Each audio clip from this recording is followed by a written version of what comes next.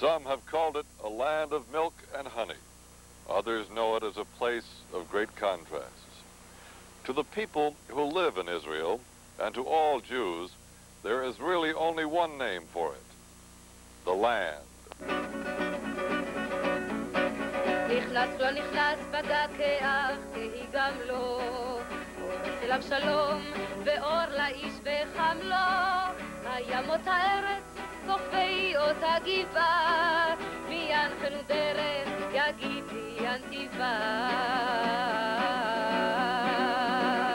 אולי כבר איננה ודאי ניטל סיבה דבר בשבילנו אדוני לא ציווה אולי כבר איננה ודאי ניטל סיבה דבר בשבילנו אדוני לא ציווה נה נה נה נה נה נה נה נה כבר עברנו כמה מדברות וימים אנחנו כמה כוחותינו תמים כיצד זה טעינו טרם הונח לנו אותה ארץ שמש אותה לא מצאנו.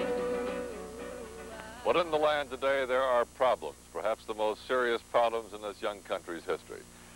Israel, founded in 1948, is still fighting for survival against its neighbors.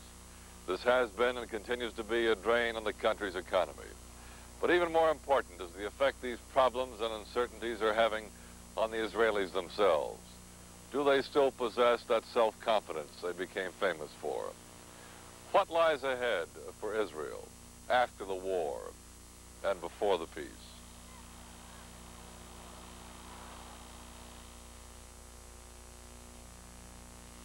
Yom Kippur, October 6, 1973, the holiest day on the Jewish calendar.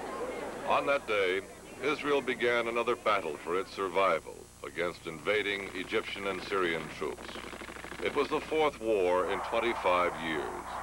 This one would be called the Day of Atonement War. This nation of 3 million Jews has always paid a lot for its battles against its neighbors, and this war would be no exception. In just 18 days, 2,500 Israeli soldiers were killed.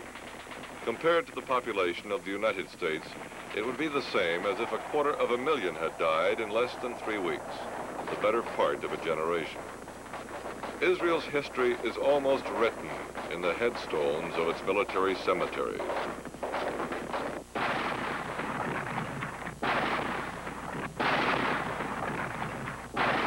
Israel has lost a good portion of one generation, those from ages 40 to 60. Until now, they did most of the fighting against the Arabs. Now, younger men must go to the front. Half the nation remains under arms.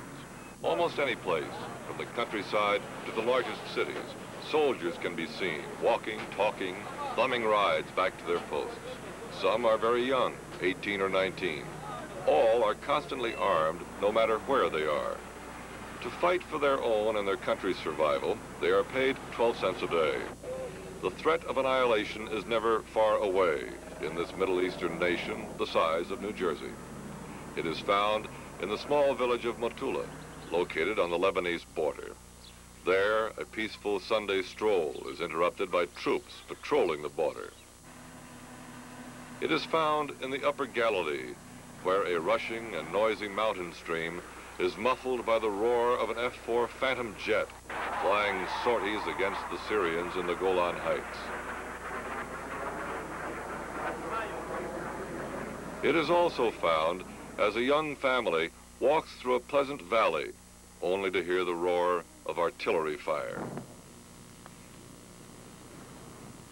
In the crowded and busy streets of Tel Aviv, the war seems far away. But in reality, it is in the cities where the continued fighting is felt the most. The Yom Kippur War so far has cost $8 billion, and the price tag is climbing. That's more than 1 full year of Israel's total gross national product. The war's cost would pay Israel's fuel and other energy costs for the next 60 years, and would buy enough wheat for the next 300 years. But all this is not to be. In the new budget, defense will account for 1/3. All of this is taking its toll on the once super-confident Israeli citizens. The 7 years of prosperity that followed the 1967 Six-Day War are over. Inflation is almost out of control and may exceed 35% this year. The food stores and street markets are still jammed with shoppers, but some food items have jumped as much as 70% in price. The government has had to remove its subsidies on many items. The money was needed for defense. And even though most city streets are crowded with cars, which can cost between $10,000 and $20,000 each, the price of gasoline is approaching $2 a gallon. Even bus and taxi fares have jumped 50% due to the wartime inflation. If it were not for companies subsidizing many workers for their transportation costs, including the maintenance and operation of their cars, the country might quickly come to a standstill. Even the cost of living increases granted by firms have shot up 26% since the war. Housing is also a problem. 3- and 4-room apartments in the city can cost $40,000 and more. On top of all this, gloominess is perhaps the gloomiest reality of all. Israelis are among the most heavily taxed people on earth. A man who makes $2,000 a month is in a 70% tax bracket. His take-home pay is $600. Obviously, it's heavily taxed. You know that 53% of our GNP, of our gross national product, is being taken for taxes. This is the highest in the world. Our working week is still long, 6 days. Many people are working extra hours to meet the needs of the economy and their personal needs. But, you know, the truth is that people are able to do it. If you are not a spoiled child and you're ready to work hard and pay the price for your independence, for your development, for your desire to have a just and equal society, you can do it. You can do it. So we know that very much like the United States itself, in our first quarter century of independence, maybe our second quarter century of independence, we shall have to work hard, to fight hard, to build a lot, but I believe we can do it. As a matter of fact, I'm sure that out of this crisis, a better and a stronger and maybe a younger Israel will emerge. Nothing wrong with that. Whenever you have a crisis, people, you know, are so much taken by the ingredients of the crisis, they think this is the end of the world. It is not. We are much stronger than we claim to be, and I'm sure we shall overcome it. Few Israelis would doubt that they can do it, but many seem to be wondering how. From the most powerful politician to the man in the street, the idea of being a small, isolated community has become a reality. To cope with the basic task of living in Israel has become the major job today. The Yehuda Shufman family is feeling the pinch. Yehuda and his wife, Penina, both work. They make about $750 a month. By Israeli standards, they do well. But like many others, to support themselves and their 3 daughters and to pay their taxes takes all their money each month. This is a proud and patriotic family. 43-year-old Yehuda has fought in all 4 wars. But the Yom Kipper War has created doubts in his mind about where his country's leaders are taking the nation. There is, for the first time, uncertainty. I want to tell you, I'm sick and tired from the wars. In the beginning, when I was young, I was looking for wars. Now I'm looking to live peaceful, to raise the family, and to give them a better future than I had. Maybe a better living. That we have, it's now very difficult. It's not easy to raise a family even with only 3 kids in our country. I am very optimistic, and I very, very hope in my heart that it was the last war. And how my husband said, we hope that our children will grow up peacefully, nicely, and their husband should not be in a war. It makes me feel bad, not about the prizes. I'm not so hard feelings about the prizes. In general, I got a hard feeling about the whole situation, not about the prizes. That this thing doesn't bother me because I live in this country a long time, for 41 years, and I know that we need it. But this last war was unnecessary. The Yom Kippur War was a trauma for Israel. It opened many eyes. People see things different. Behind this grim situation, and it is a grim, objective situation, there is the basic, deep Israeli Jewish belief and confidence that we shall overcome. Shmuel Tamir, member of the Knesset, the Israeli parliament, a major leader of the opposition, and a politician who has escaped the wrath of doves, hawks, and citizens in general. The continued maintenance of an army, the wars you've been in, now the provision of housing and other accommodations for the newly arrived Russian immigrants, all of this has drained your treasury. Just how critical is that situation? I think it's difficult, it's pressing, but we can live through. On the one hand, we do have a continued help, a very important one, from the Jews of the United States, who share the great responsibility that our generation lived through. At the same time, we do have assistance, military as well as money-wise, assistance of the United States government. I believe that in this country, people are willing to tighten their belts. They know what is at stake. Ben Gurion Airport outside Tel Aviv. It's 4 a.m. on the eve of Passover. Inflation, doubts, isolation, loss of confidence, the issues that face Israelis have little meaning for these people. They are immigrants. 48 hours earlier, they left Russia to find a new life in the land. Many come with only what they can carry in their hands. These Russian Jews are the latest major group to return to their ancient homeland, part of what the Jews call the Aliyah.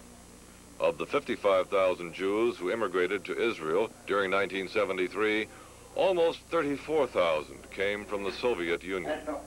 Some are intellectuals, others are of modest means. All have sacrificed to come to Israel.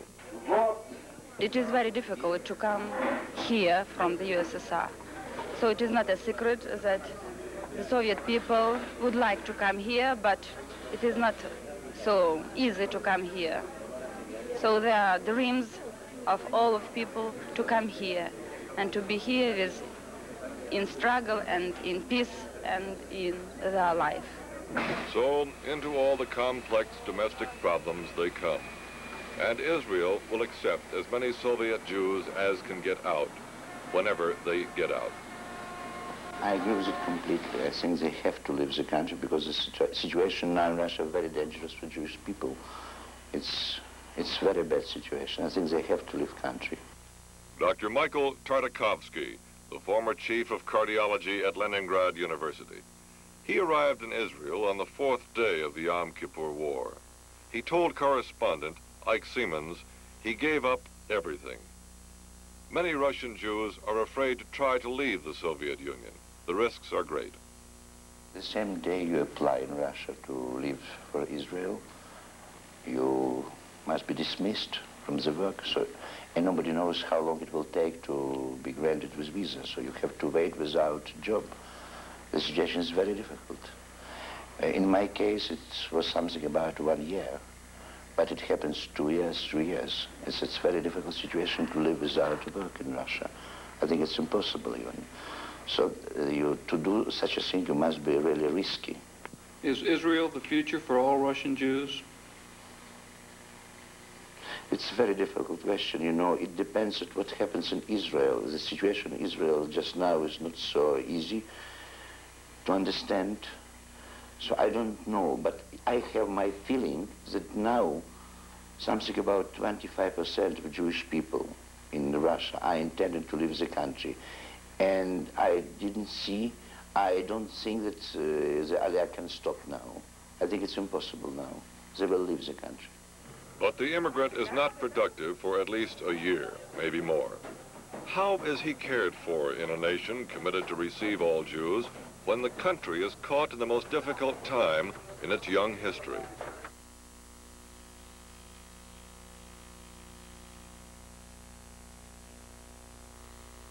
Absorption, the complex and difficult job of bringing Jews of various backgrounds together and developing them into Israelis. To do it, absorption centers have been created to make the transition. The government matches the $165 million contributed annually by Jews from all over the world. But that's hardly enough in a country still searching for peace. Many absorption programs have been slowed as a result of the Yom Kipper War. Overcrowding is also a problem. Further, it takes up to 3 years to absorb an immigrant. It costs around $45,000 for a family of 4 from the Soviet Union. Almost $1 billion a year to absorb 15,000 to 20,000 families.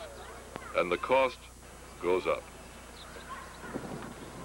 But it is through this absorption that Israel believes it will regain a sound economic balance to build the country. At the centers, an immigrant will stay for 3 to 5 months. Once on his own, he's off to a fast start, thanks to tax breaks and other incentives, but he starts slowly. Mike and Nellie Kokin lived in Philadelphia for 11 years. They're originally from South America. He sold formal wear. She's a nurse.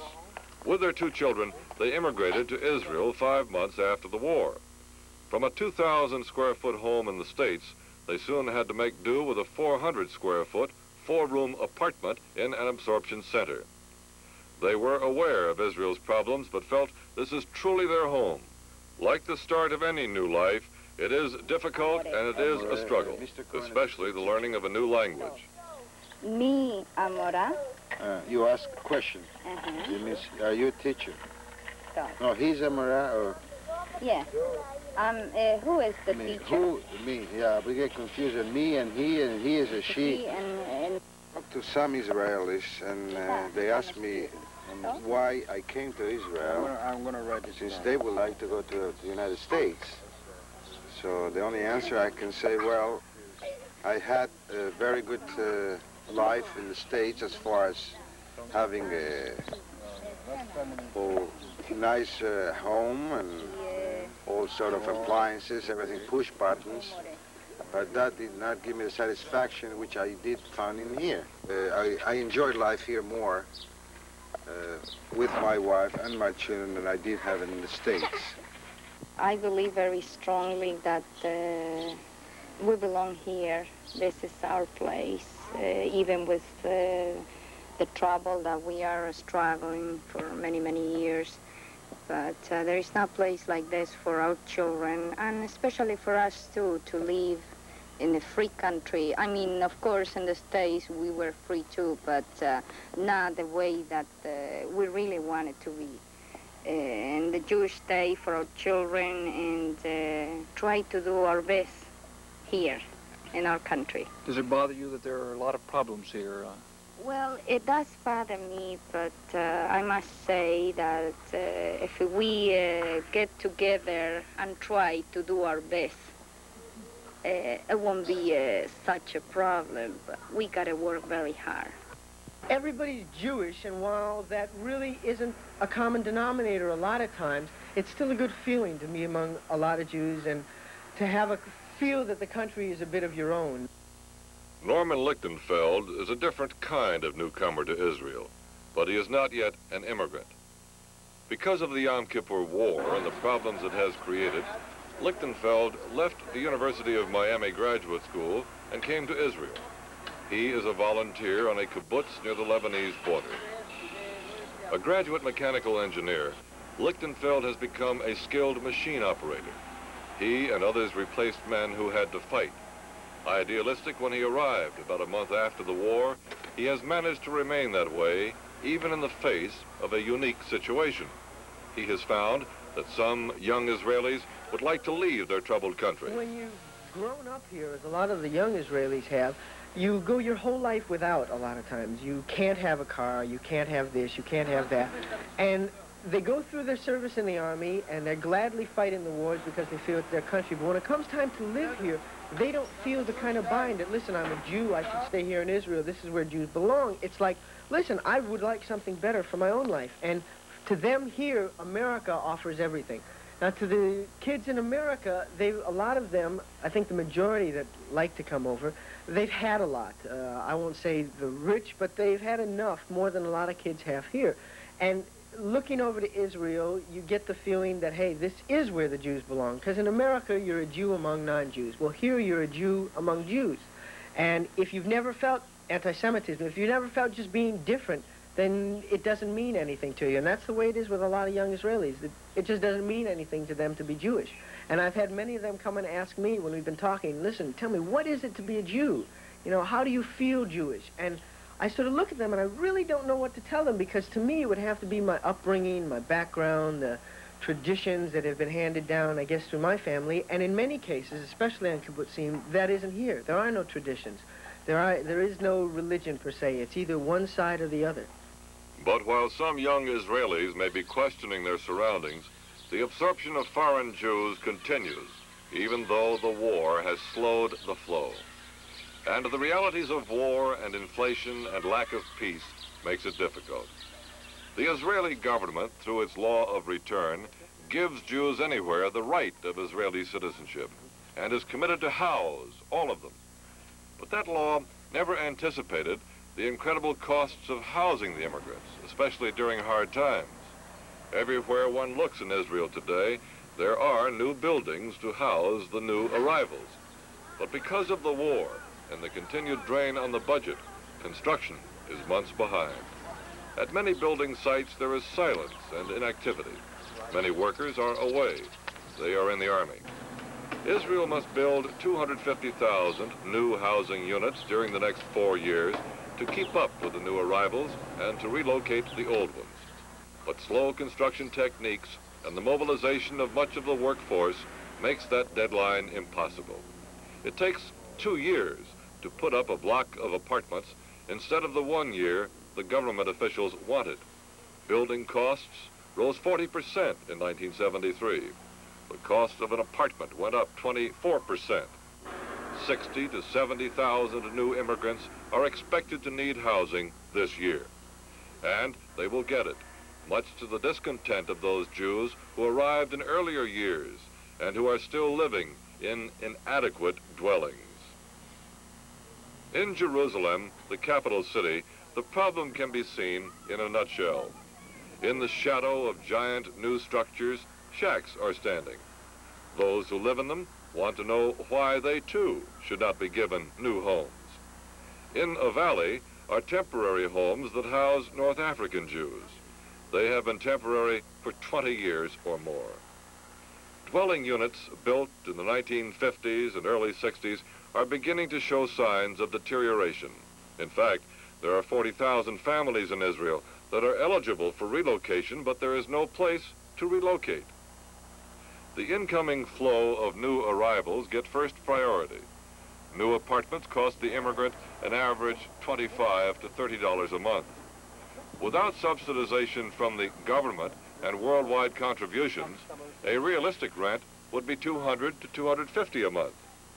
And at a time of growing self-doubt, and at a time when Israelis, perhaps for the first time, are questioning their future, housing has become a focal point for controversy. Those with inadequate homes and young couples forced to live in places they do not like because they can't afford anything else, they all want to know, why are the new people getting the things we want? Why must we pay for what they are getting? The answers are difficult. If good housing is not provided, then many immigrants who already say they are lowering their standard of living to come to Israel might stay away.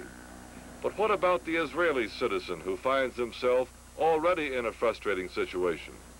In this nation that finds itself in a war or always close to it, there are some people who must suffer the consequences.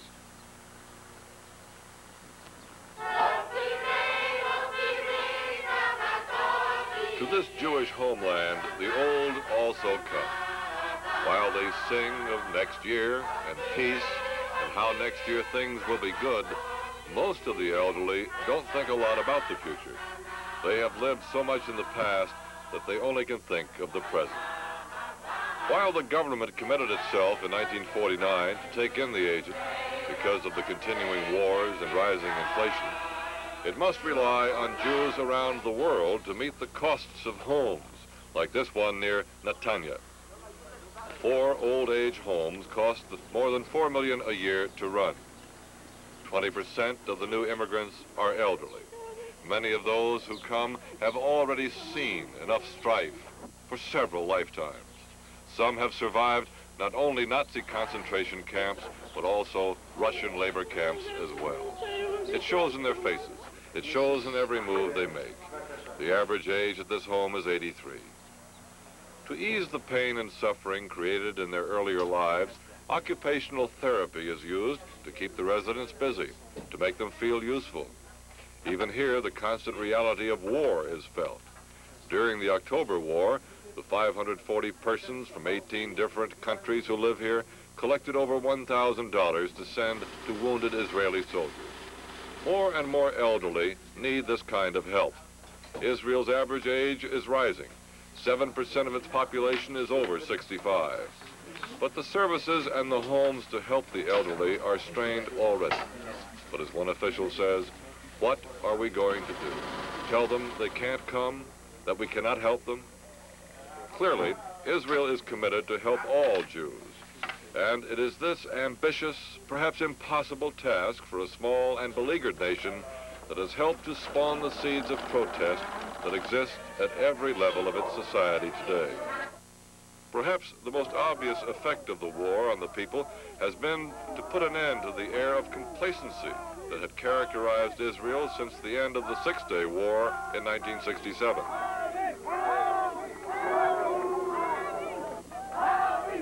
Today, for the first time, young Israelis have become interested and active in their government. For months, their interest has been directed to ridding the country of its leaders. There have been cries for new faces to direct Israel during its time of greatest need. Like most Israelis, the young blame the Yom Kipper War and the way it was handled by the government and the army for most of the country's massive problems today. Information Minister Shimon Peres talked to Ike Seamans about the protest moves.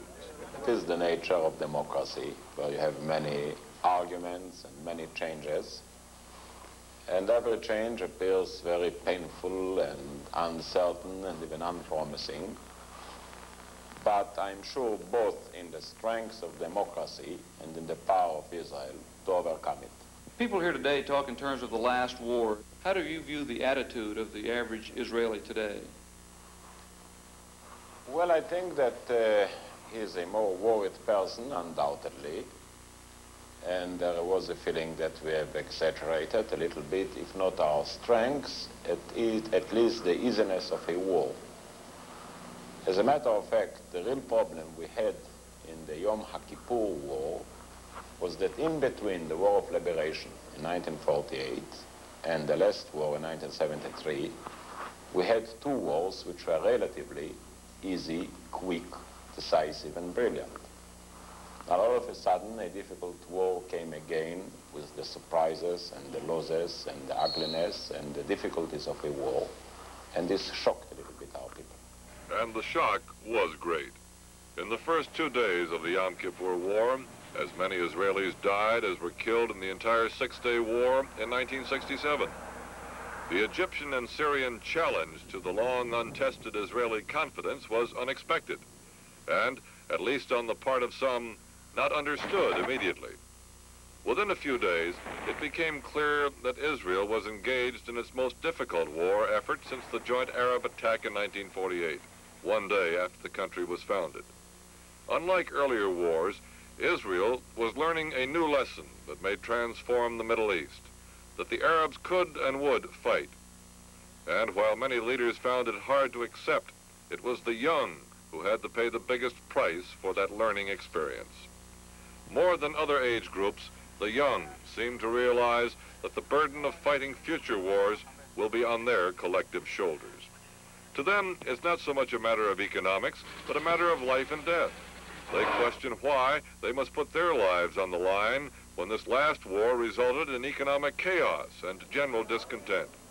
The feeling is not just confined to those who can picket and chant outside government buildings. While 2,500 died in the October War, more than 2,000 were wounded. They carry the marks of war forever. Because of the 4 wars Israel has fought, there are more than 20,000 invalid that must be cared for. At the 1,200-bed Tel Hashomer Military Hospital near Tel Aviv, $14 million a year are needed to provide services and rehabilitation for those who fought. 23-year-old David was a tank commander in the Golan Heights. The Syrians committed 5,000 tanks to the fight there. That's 1,000 more than Nazi Germany used when it invaded Russia. David faced 70 Syrian tanks. He destroyed 60 before running out of ammunition. Now, like others, he questions the continuous fighting. We've been fighting for 25 years. If you come right down to it, the Bible is full of wars. Nobody here wants any wars. Everybody's sick and tired of it. 34-year-old Moshe Saperstein was born and raised in New York. He and his family immigrated to Israel in 1968 and became citizens. A college professor at American University in Jerusalem, he was called to duty as an infantry private during the Yom Kippur War. He lost an eye and part of his right arm. The realities of Israel's new turmoil will be with him for the rest of his life. Back in the States, sitting in New York, watching the 11 o'clock news, when the list of Vietnam casualties would come on the air, that would be the time to go into the kitchen and make a sandwich while waiting for the late show. But here, because the country's so small, you feel very personally involved with every casualty there is. There are 2,600 guys who got killed. I know about 24 personally. One of them was a student of mine, others are neighbors and very close friends. But even if I pick up a paper and find that somebody was killed in the Golan this morning, I feel it personally. The country's in a state of turmoil at the moment, politically. And it's been long overdue, and especially a lot of the returning soldiers, like myself, are happy to see the changes are being made. What it'll lead to, I don't know. Certainly, I think a change of leadership is necessary. What's the effect on your children? What do you want for your children? As far as, I mean, you don't want them to go through this. No, I don't want my son to have to go through what his father went through, naturally. But, you know, that's been the case in every war. Every father goes to fight to make sure that his son doesn't have to go through the same thing. And invariably, the son does. And I hope it doesn't make me sound like, you know, some fascist, war-loving maniac. But if it comes to it, I expect my son to do what I did. What did he think when you came home from the war? Well, he's 7.5, and he's a very sensitive 7.5. And when, technically I haven't come home from the war. For me, this is just a continuation. I've been in since Yom Kippur, really, whether I've been at the front or in the hospital. You know, Daddy isn't home. I think they're going to start calling me Uncle soon. The first time he saw me after I was injured, it had been 2 months, and he had seen me last a month at the front and then a month in the hospital.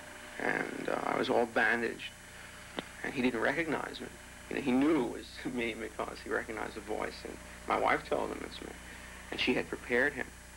She'd even taken a picture, a Polaroid picture here in the hospital to bring home so he should know what's coming home.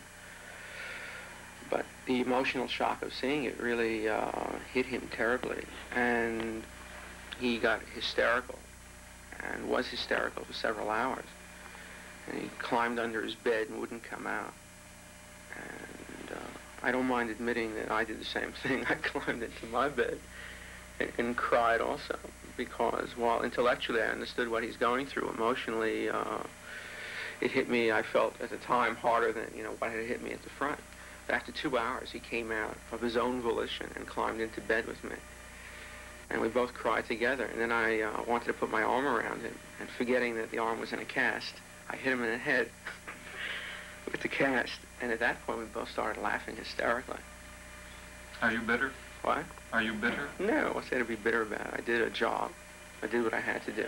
I'm sad. I certainly can't say I'm happy about having lost what I've lost. But I'm not bitter. I have neighbors who visit me from the States And some of them are silly enough to ask me, you know, if you could have known 6 years ago what would happen to you in 6 years, would you do it again? And I unhesitatingly say yes.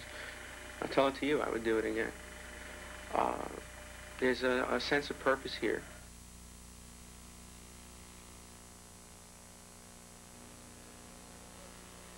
This is a Russian T-62 tank, one of hundreds knocked out here on the rocky Golan Heights during the Yom Kipper War of last October.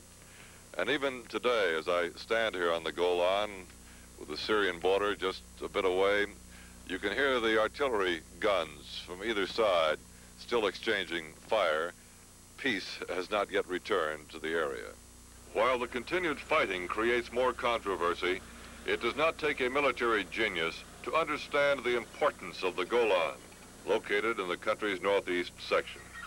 It was taken at a great cost in 1967. Today, it is defended at an even greater price. Even the young troops who fight there realize that to give up the Golan would be opening up the whole northern section of the nation to attack. For years before the '67 war, when Syria occupied the Golan, Israeli settlements in the valleys of the upper Galilee endured almost daily poundings from Syrian artillery. But the people stayed, a commitment to the strong Israeli belief that where there is a settlement, there is Israel. When the Golan was taken, the government began to pour $50 million into new construction there.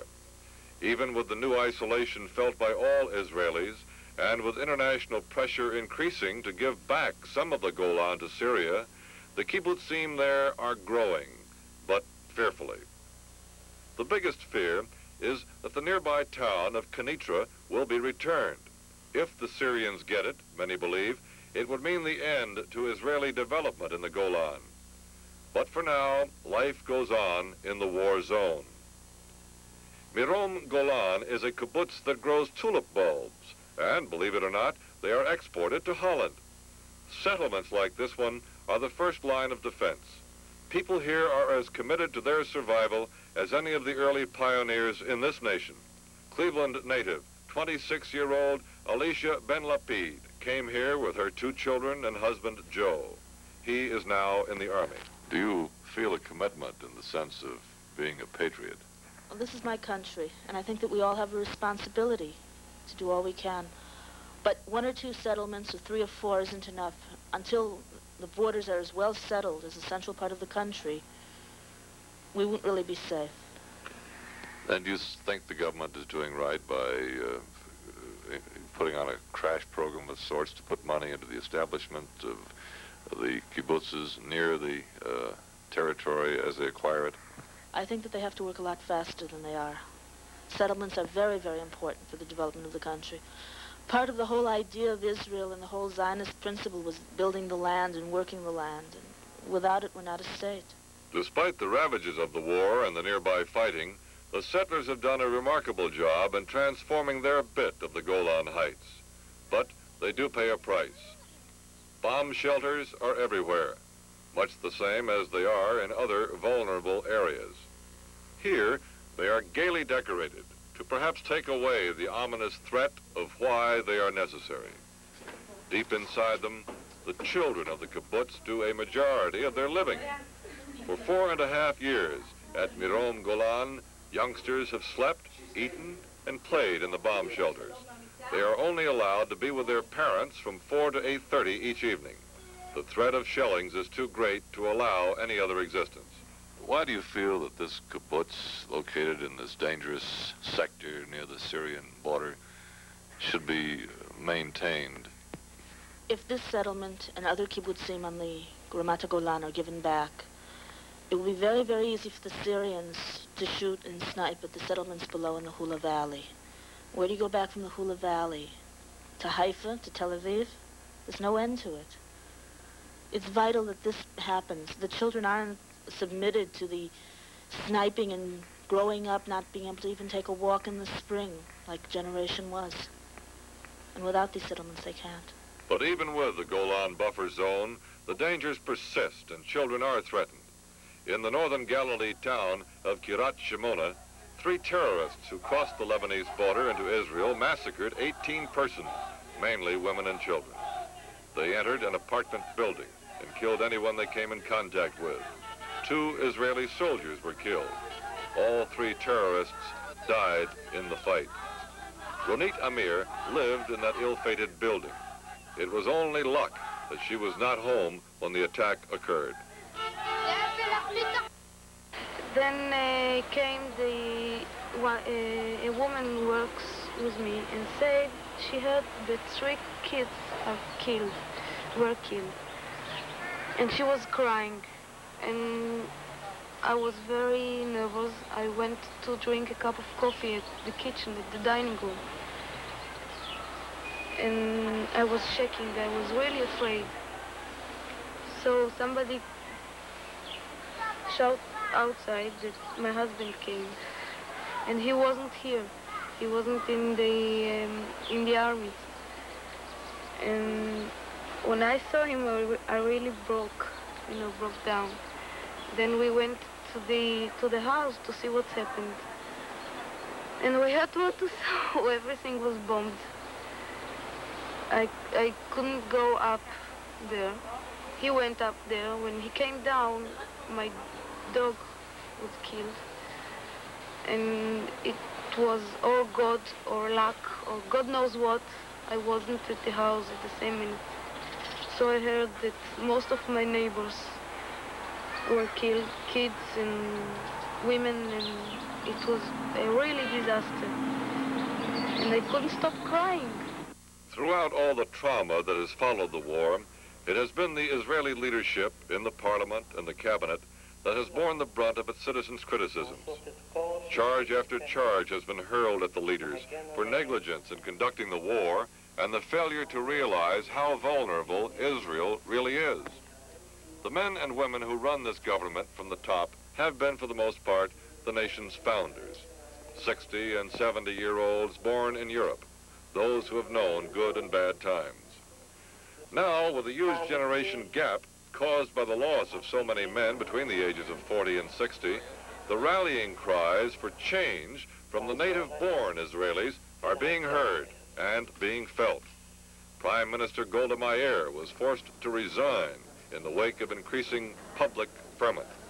She said that the public needs to be given the chance to elect a new government, that perhaps the old ways must now be abandoned. That surely will occur. And if Israel is to ever finally solve its massive problems, one basic one must be considered first: the matter of accommodating the Arabs, both inside and outside its boundaries. Inside Israel, there are more than 450,000 Arab citizens, most of whom still live and work in rather feudal surroundings. They have full citizenship rights, but don't serve in the military. As a group, they have remained remarkably loyal to Israel, even while the country's rush into the 20th century industrialization has left them as a laboring class. This tends to further separate Jew from Arab. In effect, they have not been assimilated into Israeli society. Further, there are more than 1 million Arab non-citizens in territories under Israeli control. In fact, it is estimated that by 1998, there will be more Arabs than Jews in Israel. Clearly, the main issue over the next few years, and perhaps the ultimate solution to Israel's current dilemmas, is the question of coexistence with the Arabs. How long can this small nation maintain its supremacy enjoyed over the last 25 years? Today, a move is building among big and small to accommodate the Arabs. I would say that the Middle East today is in a period of transition.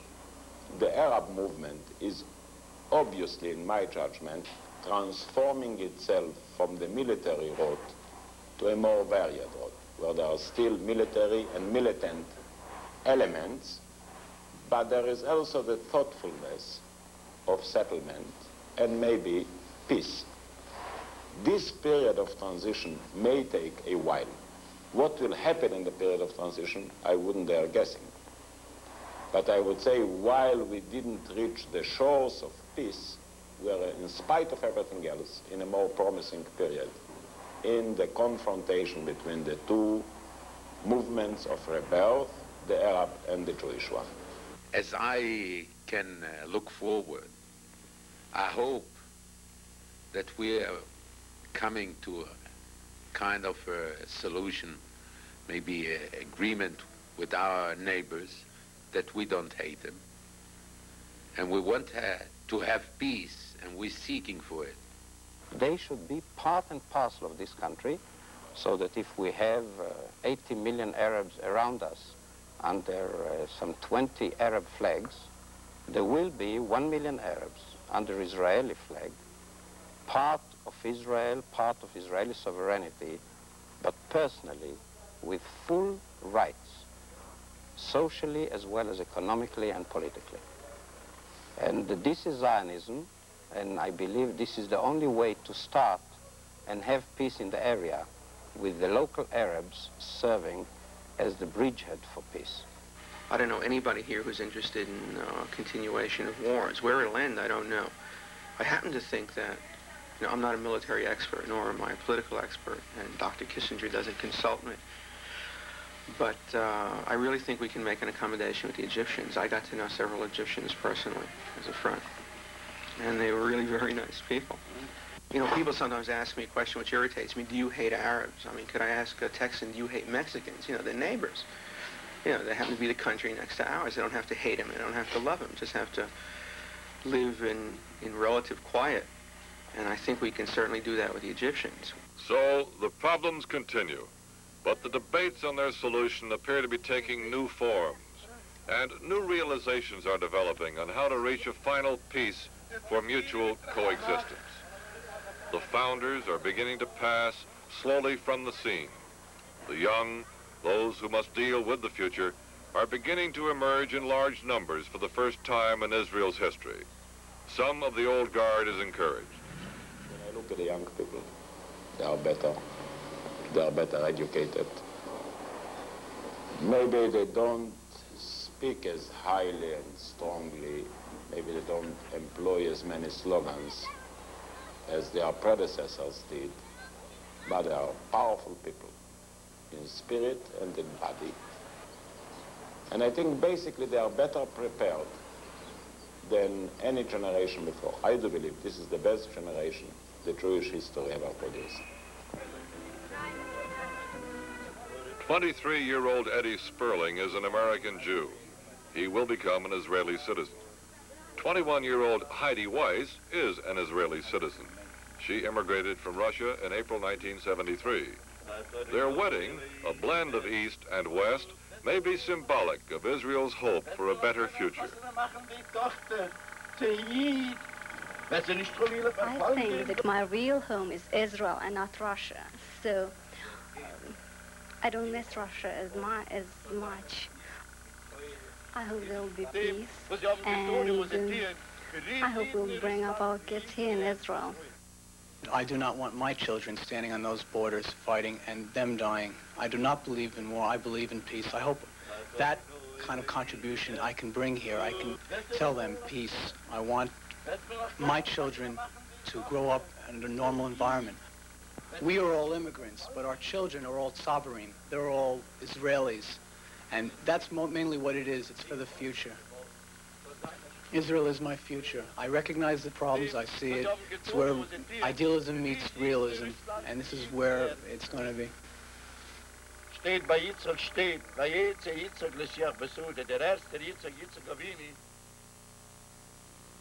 With all of its troubles today, there is still great hope for Israel's future. Jews have been in desperate straits before. The lowest moment in their history occurred on top of this hill behind me, here bordering on the Dead Sea. The ancient Jewish fortress of Masada is located there. 1900 years ago, the 967 Jewish men, women, and children living in Masada held off 10,000 Roman attackers for 3 years.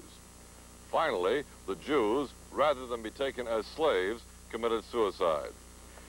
Today, Masada remains as a symbol.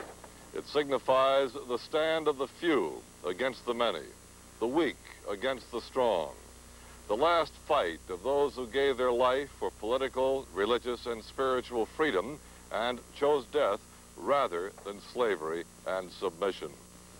Israelis today are committed that Masada shall never fall again. that Israel, today's Masada, will survive.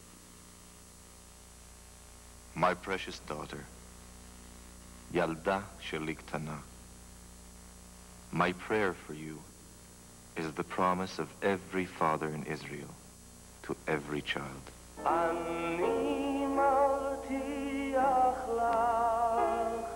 I promise you, my little child, this will be the last war.